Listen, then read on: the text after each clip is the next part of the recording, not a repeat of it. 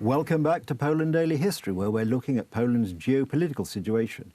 And I'm joined in the studio by Albert Swidziński, who is an expert on geopolitical affairs. Albert, welcome back. Let's talk, if we may now, about 1939 and the outbreak of the Second World War, which of course clearly showed Poland's geographical position at its most precarious, it's probably fair to say. There had been in 1939, 1938, all sorts of alliances, all sorts of attempts to avoid war with Germany, but ultimately it wasn't to be successful, and Poland was given perhaps a very weak hand, which it probably didn't play desperately well. I mean, is that a fair? I mean, Joseph Beck, I think, was probably not the world's most talented foreign minister.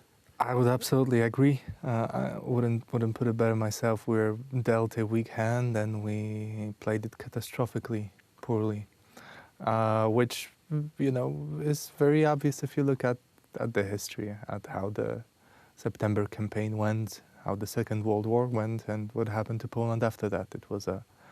It was by any metric, it was a disaster, unfortunately.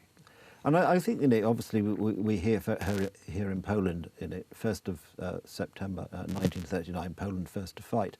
But of course, depending on where you are in the world, when the Second World War actually began for your country. And I think it's probably fair to say one of the mistakes, I think it's now seen as a mistake, was following the carve-up as Czechoslovakia and Hitler's invasion of annexing of those bits of Czechoslovakia he hadn't actually obtained via the Munich Treaty. Poland's attempt also to take some territory was not perceived particularly well either in the West or, rather remarkably, by the Soviet Union.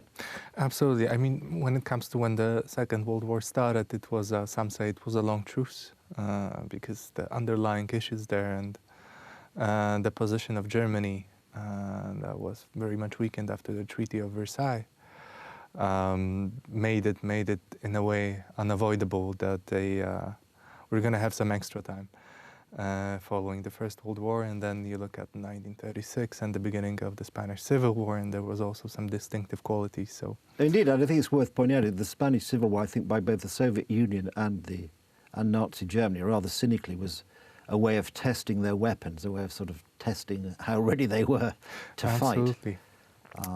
And I think a lot of people don't really connect the two. Sure, absolutely. But when it comes to annexation of Czechoslovakia and Poland deciding to go forth with taking over Zaorje, that was of course a mistake. And also, the fact that basically just as remilitarization of Rhineland went without a significant Western opposition, and then, of course, the Munich conference was also a continuous. There was a continuous series of appeasement, of trying to appease. Which, of course, was when you look at it back now, the benefit of hindsight, we think of appeasement as being something really awful, and how could they? But of course. And what is probably also folk tend not to think about is for many of the politicians involved, certainly on the British side, they had lost relatives or themselves had fought in the First World War. So almost anything would be seen to be better than starting this all over again. Absolutely. There was also this, I would imagine, and it still is the difference in perception of the First World War in Western Europe and in Poland. Because again, when you think of First World War, you think of Soma, you think of chemical gas attacks, you think of the poppy fields, right? Exactly. But in Poland, we think of regaining independence. And so sort of a glorious end. Absolutely. Very, very unlikely, but glorious outcome of the First World War for us. Which, I don't know, perhaps it also influenced, I don't think it did, but one could stipulate that it also influenced Poland's willingness to stand up to Germany, which was tragically miscalculated. Well, because although Poland, like other European countries, had been engaged in some degree of rearmament, up until the 1939, Poland really didn't have the modern weaponry Absolutely. to resist Germany. Yes. We didn't have, well, we were unprepared on every single front there was. We didn't have the modern armaments. We had some modern bombers, but that's about it. It was PZL-37, which was a good bomber.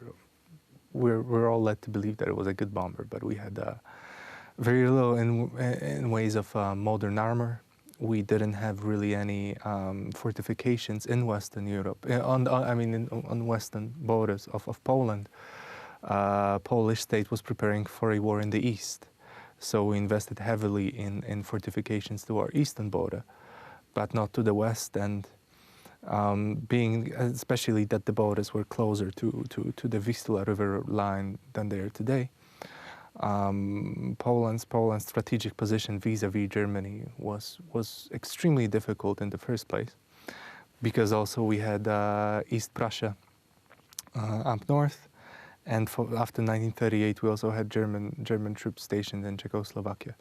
So and of course, and then that led to the demand, of course, of the famous Danzig corridor. Well, the Germans wanted Danzig, which was a free city. Sorry, at that point they wanted it to be German again. Yes. They then, of course, suggested this idea of the Polish corridor linking East Prussia with Germany proper.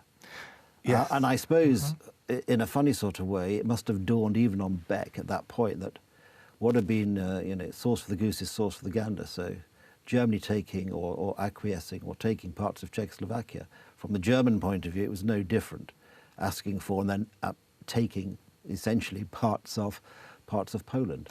And I think, would you say that it probably, this whole taking of part of Czechoslovakia sort of slightly undermined the Polish moral case in terms of being able to call on the help of others? Absolutely. It definitely didn't help, but at the end of the day, the moral case would not have mattered. It was a bad decision.